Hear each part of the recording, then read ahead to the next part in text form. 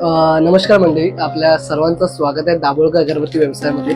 तर आपल्यासोबत आहेत महाराष्ट्र नवनिर्माण सेनेचे आमचे उपविभाग अध्यक्ष अर्चना लाड आई.